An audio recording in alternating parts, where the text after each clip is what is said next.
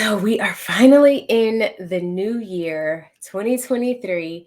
It has been a very, very interesting last couple of years.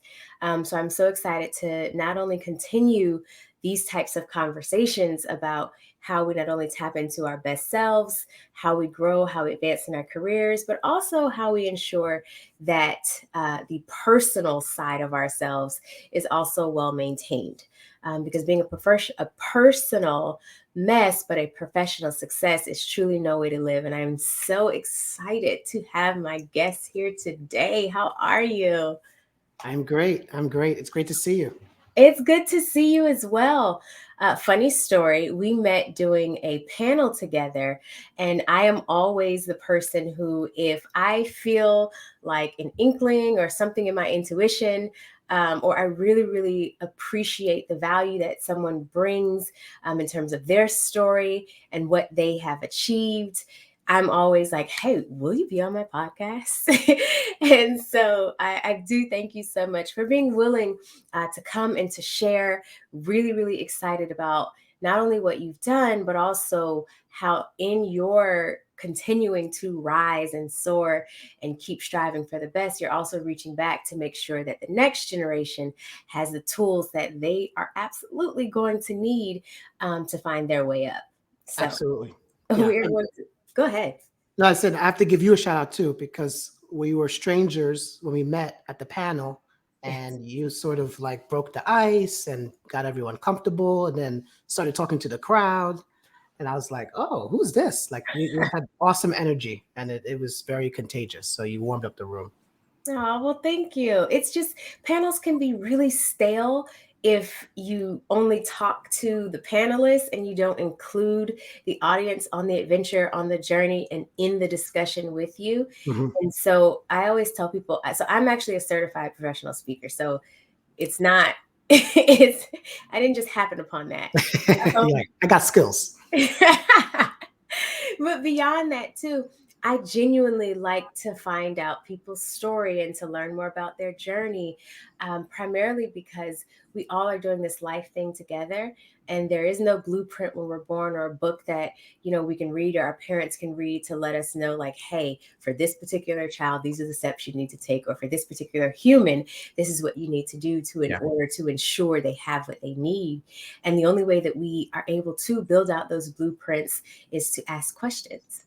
And so that's what this is for me, and what this podcast has been. It's been asking questions.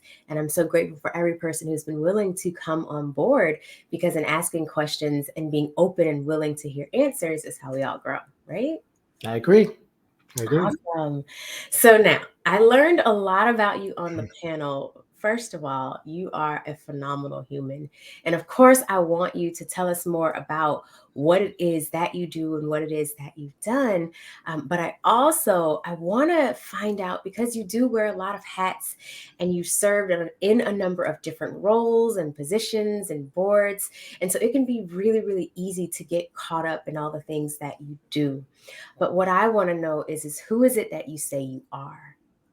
Yeah, it's a great question, and you have to like sort of think through what that means. I do wear a lot of hats, but when I meet someone and they say, who are you? What do you? What do you do? I usually tell folks I'm a mission-driven health executive on the relentless pursuit of health equity. That's who I am. On my bad days, I also say to myself, I'm a short black kid with razor bumps that lives in Brooklyn. So it depends on the day that you catch me, but and I use those two different extremes because I'm both of those. So some days I'm extremely courageous and confident, and I know all the answers. And there's other days where I'm spinning and I'm like, I don't know what's going on, and I have to stay. It keeps me grounded. So Yeah. that's who I am. And you know what? That is totally okay too. I feel as though um, sometimes people forget that both things can exist, right? Both things can exist. It is not an impossibility to be super powerful, super strong, super amazing in one area, and then also to still have so many levels of growth that are needed in another. Absolutely. And giving yourself the grace to acknowledge the fact those two things can exist. I agree.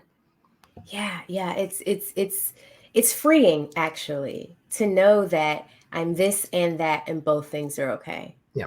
Both things are totally okay. And so now one of for me, I was raised in a super religious household.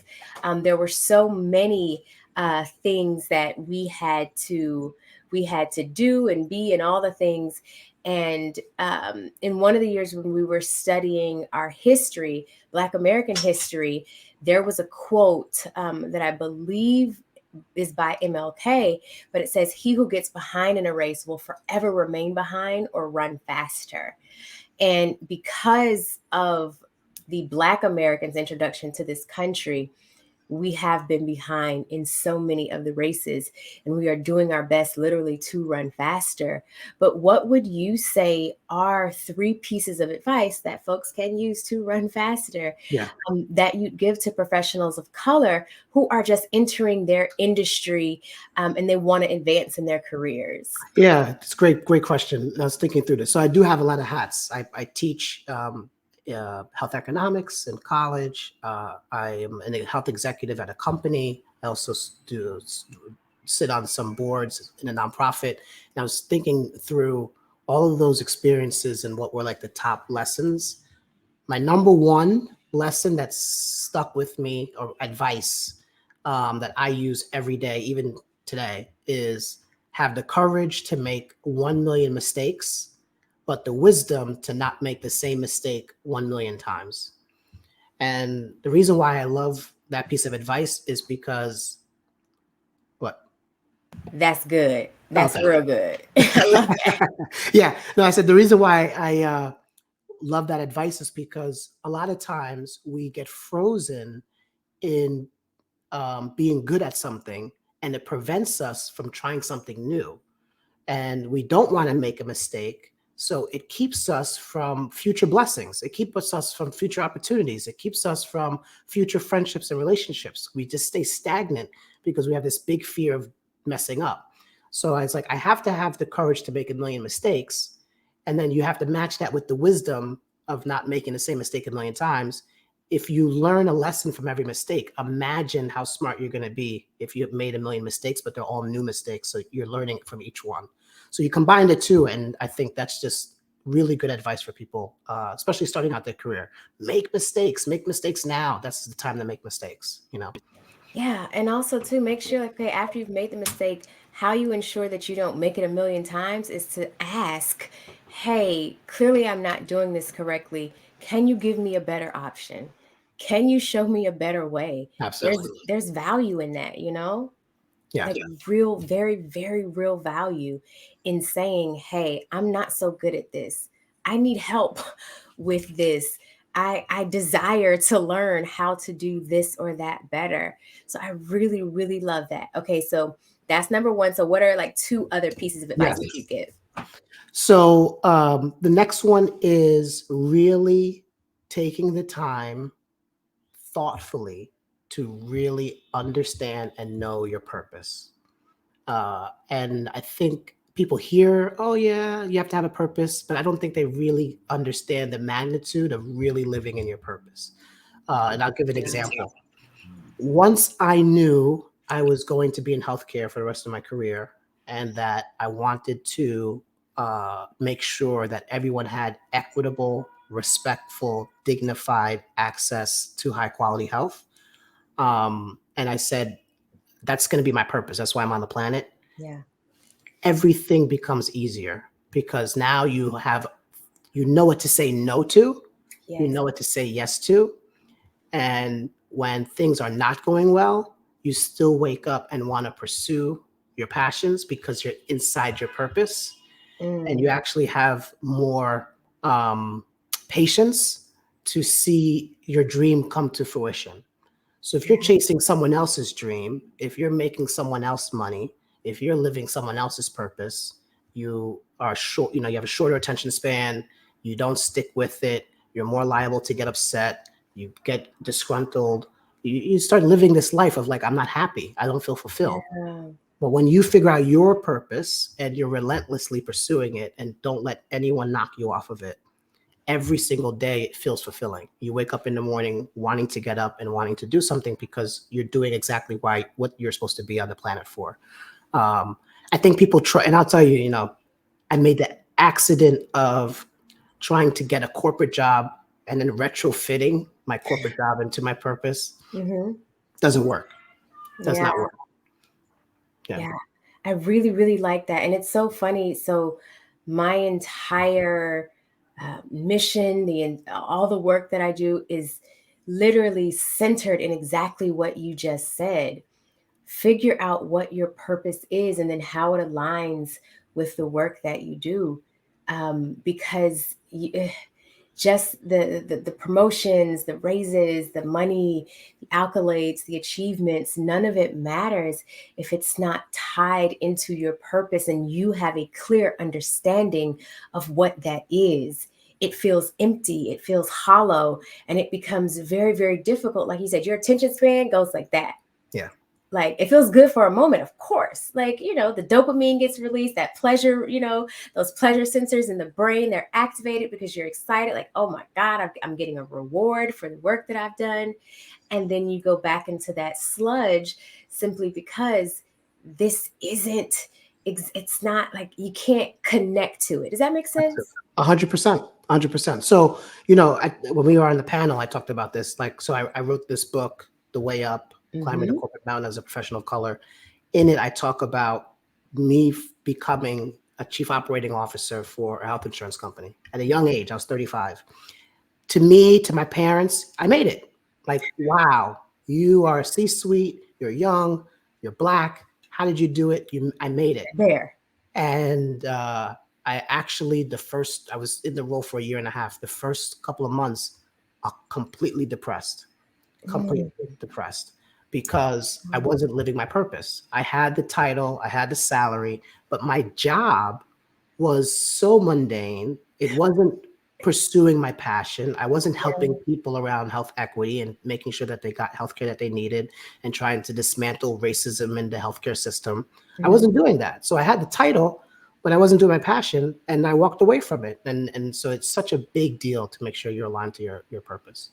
Absolutely. Oh my goodness. And you just talked about your book, The Way Up. Now, when can everyone get it? Because I already know it's going to change so many lives. When can everyone get that book? It is out now. So it came out December 13th. It's available anywhere books are sold. It's Amazon, Barnes and Noble, Target.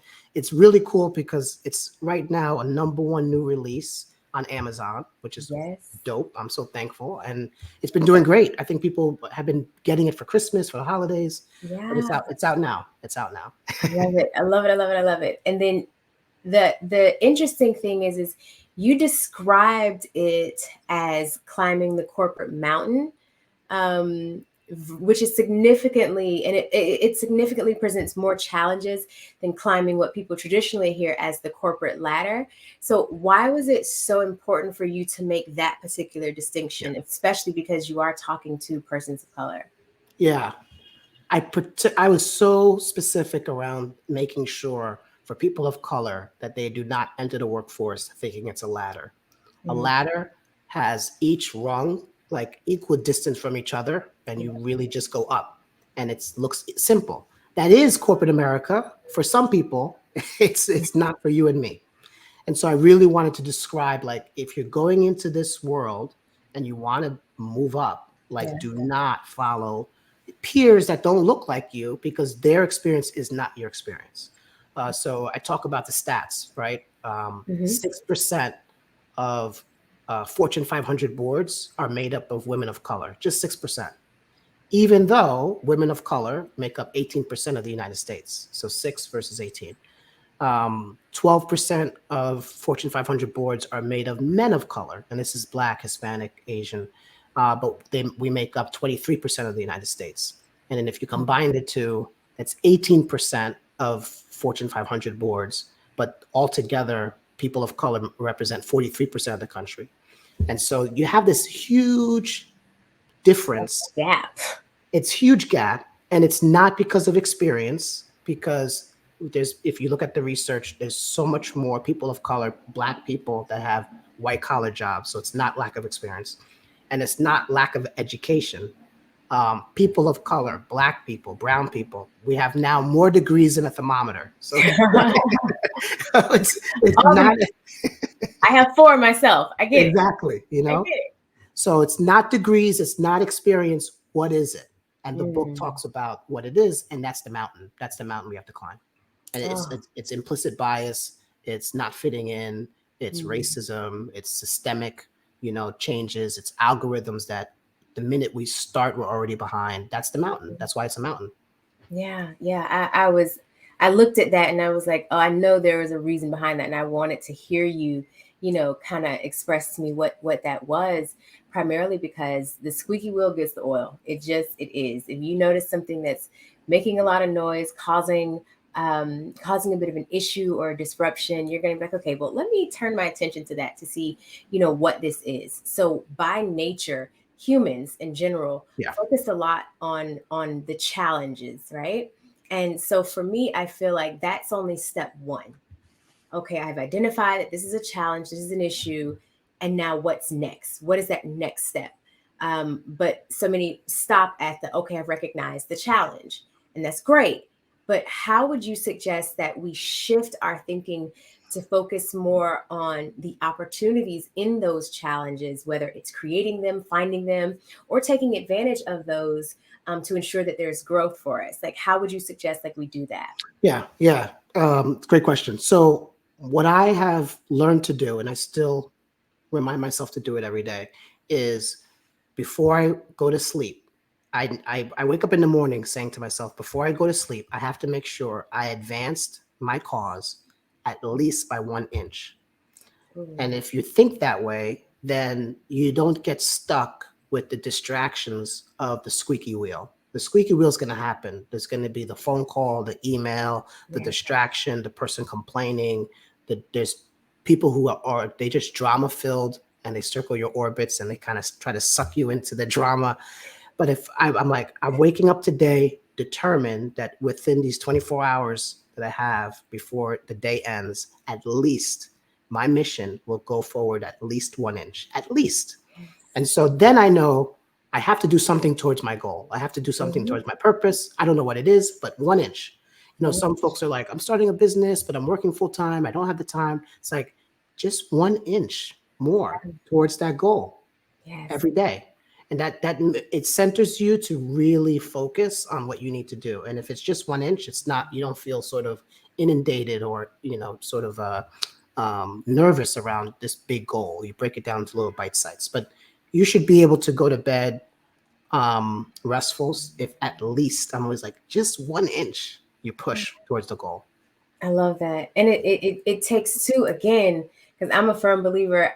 In my 20s, I could work well under duress, under pressure. It was fine. In my 30s, I prefer a life of ease. I'm willing to put in the work, but I Yeah. don't want it to be, especially because I know quite a few people who I've lost via strokes and heart attacks who were in their 30s. So it is not sustainable to be under consistent pressure Yeah. and stress and strain. The body, maybe these are some new bodies, but the body is just like, hey, I'm gonna tap out. I need a break. Pick somebody else to do it. Yeah, I agree. So yesterday I just celebrated my 40th birthday, January 1st. Happy birthday! So a new milestone. And now that I'm in this new decade of being 40, Yeah. absolutely. I know that, your body and your mind are so important, and you have to make sure that you take care of them. There's actually a term called allostatic load in healthcare, and Hmm. that's a term of the stress that leads to diseases. And so there's scientific research that shows, like someone who's low income and is constantly thinking about the bills they have to pay, and thinking about I'm going to pay my phone bill today and then pay my light bill next month. And then I got to do this. And then I have childcare.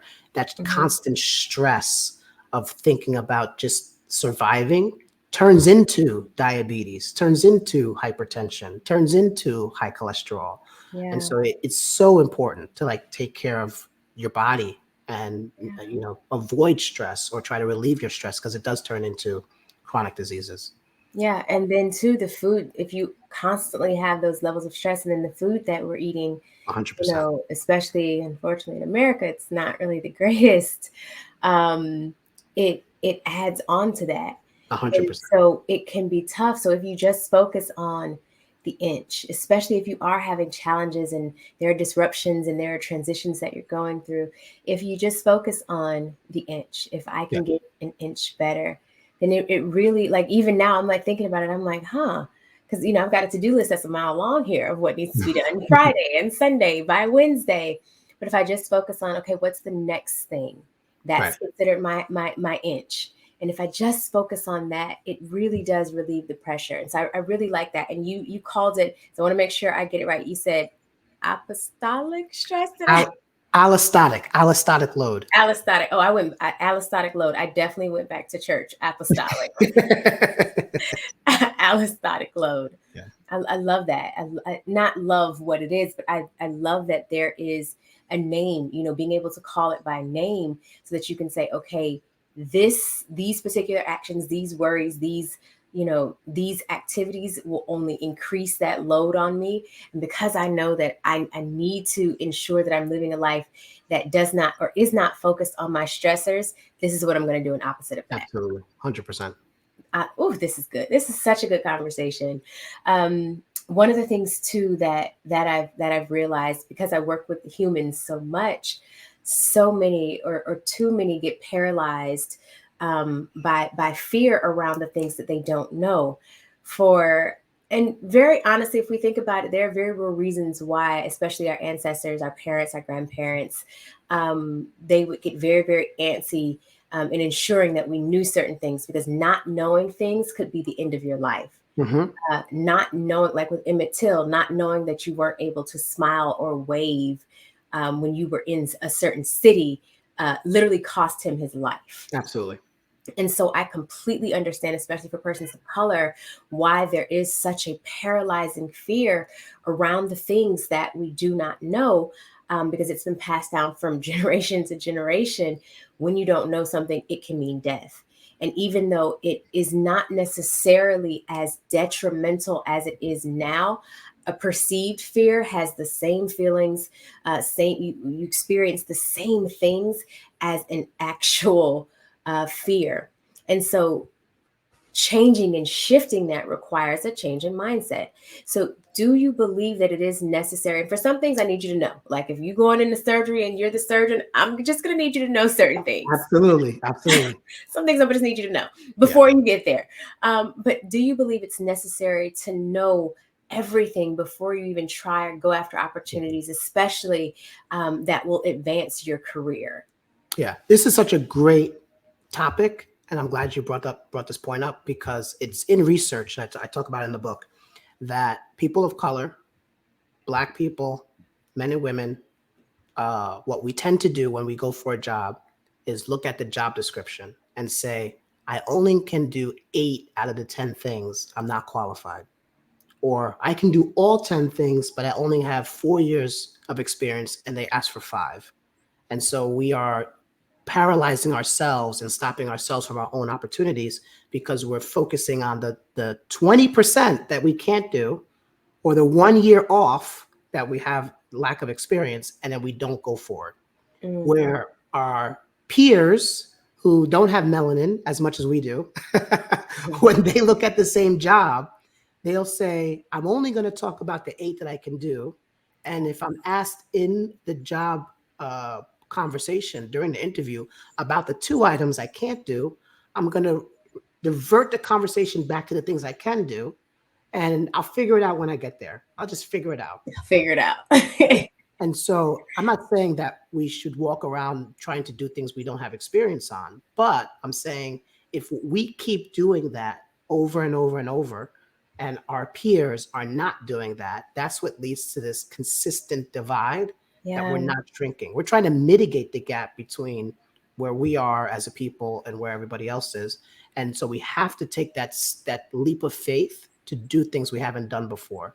The Yes. way I sort of think about it is chasing butterflies.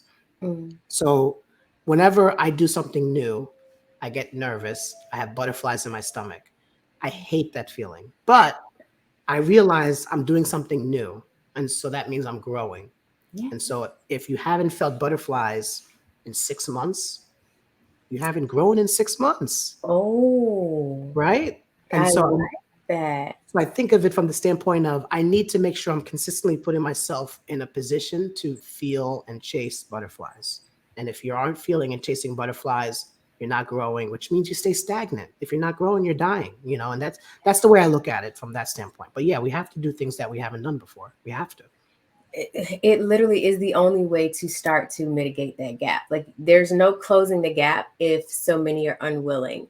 And I really like that where you gave something actionable because I never understood parables. I didn't do so well with word problems. It's why my SAT scores weren't as high. So I like practical everything. If it's practical, it's clear. Okay, great. I can do something with that. But the whole focus on what you do know, because a lot of what I have discovered from not only my time in corporate America, but my time as an entrepreneur, is there is a thing as on the job training. Now, in certain industries and fields, you do want to ensure that you do a lot of lab work, you do, a Right. lot of skill development before you get, in the field. However, for many jobs and opportunities and career paths, you will learn so much once you're into it. The only way to truly learn how to bake a cake is to actually get in the kitchen and Yeah. start pouring flour and putting eggs, or just eggs if you are, vegan, like whatever your thing is. Like the only way to learn it is to actually do it. Yeah. And so by focusing on what you know, there's growth opportunities there. 100%. And two things. Leadership is a number one transferable skill. Mm, Learning, the ability to learn, is a number two transferable skill. So if you look at a job description and you're like, I don't know if I can do all of the bullet points, you go into that job saying, I have a really great ability to learn. So the things that I will come across that I haven't done before, I'm going to learn them. mhm. Plus, I'm a great leader, and leader's transferable. You could be a leader in any industry. Yes. Oh, see, this is what I mean. So good. So good. And also, too, with yes, you can be a leader in any industry. One of the things that I believe helps you to ensure that leadership is recognized is by having mentors, Yeah. sponsors, and advocates who can point it out to say, hey, I like how this was done, or hey, this is a person we might need to look at to lead this mission or this initiative. And so for me, I truly do believe it's not who you know, but it's also who knows you, right? And so how have you like developed relationships like with your most impactful mentors? Yeah. And then do you believe that there is a difference between like those mentors and those sponsors? And then how do you leverage both? Yeah, this is the number one question I get on LinkedIn from people that want to meet and talk about their career, about mentors and Mm-hmm. sponsors. So in the book, I talk about where the word mentor comes from. Mm-hmm. It's pretty cool. So Greek mythology, Homer wrote the poem The Odyssey. And Mm-hmm. in the Odyssey, he talks about Odysseus, who goes to fight the Trojan War. Yep. And he's going to be away for a number of years. And he leaves behind his son. And he's like, I need someone to raise my son when I'm not there. The person he selected that he trusted to raise his son was a man named Mentor. And that's where the word comes from. And so when you're thinking about a mentor, it's like your father trusted someone else to raise you. That's what a mentor is. You're selecting the person that's going to be that trusted advisor to show you how to go. Um, with that type of relationship, there's more work on the mentee than there is on the mentor.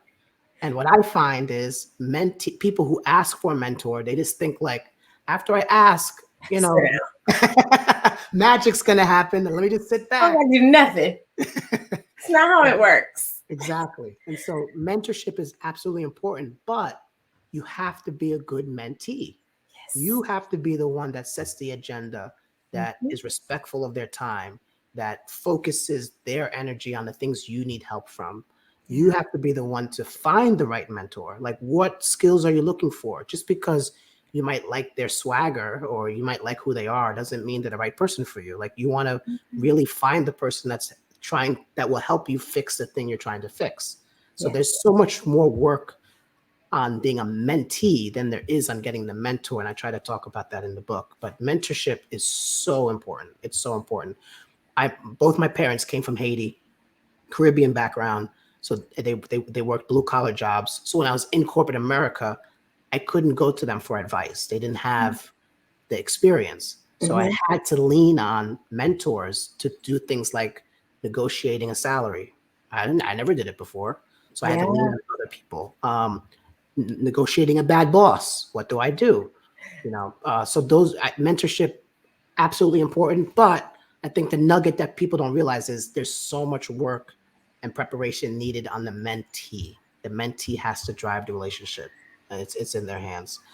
Um, Sponsorship is or champions is Mm. very different than mentorship. And sponsorship, the way you should think about it is there are rooms that you're not in because you're not at that corporate level yet, Hmm. but you're now in the room because someone is talking about you. So sponsorship is when the board meeting's happening and one of the board members says, I think Errol's the right guy for that project. So now Hmm. your name has been uttered in front of all these other board members and the CEO, and Yes. they are sponsoring you. They're being your champion. And so people are like, well, how do you get that? The way you get that is every single day, you're essentially interviewing for your sponsor because you don't know when they're going to come. They choose you, you don't choose them. Yeah. So when you're in the elevator bank and when you're walking around the office and if you're on a Zoom call and you have your camera off, if you're having a bad day, those are all instances where a sponsor could see you and potentially choose to be behind you. And you never know when it's going to happen. Like my Mhm. sponsorship story is by a man named Don Ashkenaz, and he unfortunately passed away last year. Um, I had no idea he was watching me. And he came up to me. He says, you are such a bright young man. Tell me about your career. And, I started talking to him. And he's like, I just see how you speak and how you conduct yourself. And I think you're doing wonderful. I want to support your career. So the only way I got to that point was he observed me in other instances that I had no idea about.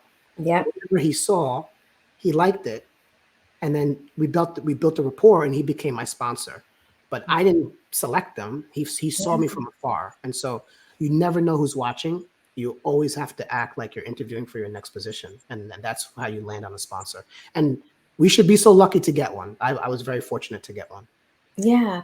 The story that you just told reminded me um, of when we were on the panel and you were saying how you were working, I think, putting, stocking shelves. Yes.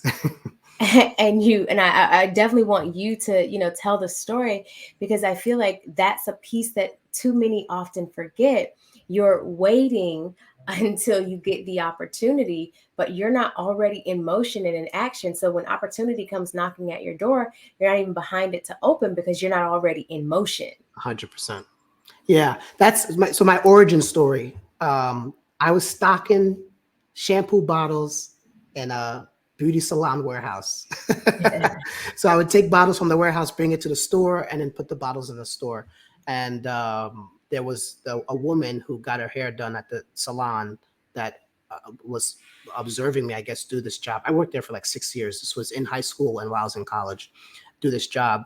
And I enjoyed it. I made it fun, and I was always cordial and everything like that. And she came up to me and said, "Do you do more than this? I think you do more than this." Something to that effect. And I was like, "I do. I'm right now in school full time, and I'm in college. This is my part time job to make money." And she's like, "Where do you go?" I go to Fordham University. She's like, "Do you have a resume?" Absolutely. Here's my card. Send me your resume. Look at her card. She's the chief operating officer of one of the largest health insurance plans in New York. And so sent her my resume. Literally a month later, I was now interning for the COO of one of the largest health insurance plans. And that's the plan that I ended up working for full time for 10 years. And so she found me in a beauty supply store. If I was packing those, Nexus and Biolage bottles with an attitude, sucking my Yep. teeth, I would I Yeah. would not have had, Mm-mm. the call out. And she saw me, she observed me in the beauty supply store and was like, "There's something about him. I don't know what it is, but I got to ask him." And that was my origin story. Yes, and it's such a valuable reminder to remember that even when you think people aren't, folks are watching. They are seeing if you have this much energy and you have this much of a light and you're this excited to stock shelves, imagine what type of energy you would bring to something that challenged your mind. Yeah. I remember for her, it was my maturity level at such a young age. So she was just in awe that, like, he looks like a little kid, but he's carrying himself with a level of maturity. That was kind of what I think what Yeah, she was curious about. So yeah. And then one of the things too, because so from there to where you are now, those are stark differences, and nothing of course is perfect, and having all the tools sometimes is not enough, because disappointments, discouragements, and even honestly denials will still happen. So how do you shift when, despite your best efforts, like things just aren't aligning or yeah. progressing for you? Like, how do you do Yeah. I have two tools for those things. that? Uh, Okay. one is from the movie Vanilla Sky. I don't know if you ever seen Vanilla Mm. Sky. Tom No, but you Cruise. are the second person who has told me I need to see this movie. So now I seriously have to see this movie. Have to watch the movie. In the movie, there is a phrase that said, um, "The sweet isn't as sweet without the bitter. The sweet isn't as sweet without the bitter." And when I heard that phrase in the story, and when you see the movie, it'll make perfect sense what it means. The context was, if I spent my whole life eating chocolate, Mm-hmm. would I really appreciate chocolate? It's because I've had something bitter. I've Yeah. had, lemons. And so if I had the taste of lemons, then I contrast it to chocolate. Chocolate's that much better. But if I only Yeah. had chocolate my whole life, I'd be like, oh, it's okay. And so when I'm in a time of a trial or a hurdle or things Yeah. are not going well, I always remember this is happening because when something does turn around and I do have a win, that win will be so much more sweeter. And so take the Mhm. context of life like, okay, this is not a good moment. I have bad news. I didn't do well. This is a disappointment, but this bitter makes the sweet that much more sweeter. You have to appreciate it. It's the balance of the world. And so that's always something I remember when I'm in the heart of it, when I when I'm like I'm failing, but I know it'll be sweeter on the other end, but at least in that moment it helps you go through. Um, the other thing is I remind myself that I'm not going to give up until I get to my 100th no. And Mm. so um, people, I've done this. You ask no, you ask someone else no, you ask a third person no. Now you got three no's. You're like, it's not meant to be. It's not in the cards. My purpose is wrong. God doesn't want me to do it. And Yeah. I'm like, you only got three no's? Like, what? Get back out there. So have the stamina to get through 100. You need 100 no's before you hang it up. That's kind of my thing. And 100's a ton. And I'm like, you won't get to 100. I think you'll find a yes before you get to 100. But Yeah. as you get a no, or as you get a disappointment, or as you get someone says like, I'm not hiring you, like just chalk it up to I'm in within my 100. I'm within my 100, right? So it's part of the process. It's part of the process. Like those are two tools I use all the time, because failure is bound to happen, and you just have to say what you're going to do with the failure. How Yeah. are you going to react to it? Yeah, I truly believe that failure is merely greatness in its infancy. But if you don't keep nurturing that infant, you never give it a chance or an opportunity to grow into the greatness Yeah, that it has literally everything in it to, fulfill, to be able to reach. But if you stunt its growth by stopping, the milk that it needs, the oxygen that it needs to breathe and to live, then what it was able to do, what it had the potential to do, you've stopped it simply because you have stopped. yeah, And 100%. so, yeah. And so for me, no just means next opportunity, next opportunity. I And like now that. I we're like getting back on the horse now. that. I like that. I like I that. love that. And then now again, because I truly am grateful for your time here. I just have one question. It is for me one of the most important things to always ensure that I am leaving folks with tools and advice and resources that they can use. So beyond going out right now to get the book, and here's the thing, you don't have to leave your house. Pick up your phone, your laptop, your iPad, your whatever, and go and purchase The Way Up. But I also would like for you to leave us with the most valuable piece of advice that you've received that has helped to advance your career. Yeah. Most valuable piece of advice Mhm. is we make a living by what we get, but we make a life by what we give. Mm, And I say that because if your hands are always clenched because you're holding on to what you have, yeah. then when someone wants to give you something, you can't receive it. But Yeah. if you walk around with open hands, consistently giving of you out, you will be also consistently receiving from others. And so when you get focused on what you want to do, remember it's in context of the universe. The more you give, the more you will get. You know what I mean? Absolutely. Ah, this was so good. So I want to know, where can we stay connected? Where can we purchase the book? All the things. Yes, absolutely. So The Way Up is available again anywhere books are sold. Barnes and Noble selling it, Amazon selling it, Target selling it. Your local bookstore will get it for you. Ask for it. You can get it anywhere. I'm Errol L.Pierre on social media, Instagram, LinkedIn, TikTok, all the things. Errol, Errol, L.Pierre, Errol L.Pierre on all social media. And please reach out, DM me, let's talk. I'm happy to connect. I love when people are like in the middle of the book and you're like, oh my God, page 69, you said this. Like, I love talking to people about the insights that they find, and happy to connect. This was so enriching. And again, I thank you so much for your time. As always, folks know, stay connected with me everywhere, all over at Alechia Reese. It is spelled very uniquely because my mother said she knew I'd be different. Alechia, last name Reese, Reese. And if you want to join our community, you can do so at gotvaluenation.com. It is truly a thriving community with some really, really dope professionals who are focused and very intentional about building lives that not only look good, but feel good too. So until next time, we will see you soon. Bye. Thank you. Bye. Thank you for joining us on the Got Value podcast. Remember, there is true value in purpose, and the greatest discovery of your life will be exactly what yours is. Stay connected with us at gotvaluenation.com.